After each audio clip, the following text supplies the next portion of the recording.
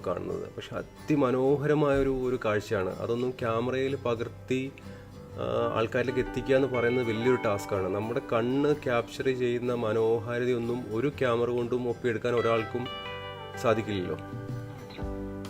ഞങ്ങൾ കുറേ സമയം അവിടെ സ്പെൻഡ് ചെയ്തു. ഞങ്ങൾ എന്താ പറയുന്നത്, വരുന്ന വഴിക്ക് ഒരു ഹോം മെയ്ഡ് വൈൻ ഉണ്ടാക്കുന്ന ആൾക്കാരുടെ നിന്ന് കുറച്ച് വൈനൊക്കെ മേടിച്ചിട്ട് വന്നിരുന്നു. അപ്പോൾ അവിടെ നിന്ന് ഞങ്ങൾ വൈനൊക്കെ കഴിച്ചു.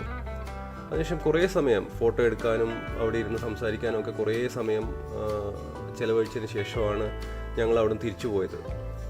വളരെ പ്ലസൻ്റ് ആയിട്ടുള്ള ആസ്വദിക്കാൻ പറ്റിയ ഒരു ലൊക്കേഷനാണ്. ഫാമിലി ആയിട്ടൊക്കെ നിങ്ങൾ അർമേനിയയിൽ എപ്പോഴെങ്കിലും വിസിറ്റ് ചെയ്യുന്നുണ്ടെങ്കിൽ ഒരു കാരണവശാലും ഷാക്കി വാട്ടർഫോൾസ് മിസ്സാക്കരുത്. നിങ്ങൾ ഇതിനും വലിയ വെള്ളച്ചാട്ടങ്ങൾ പലതും നിങ്ങൾ കണ്ടിട്ടുണ്ടാവും.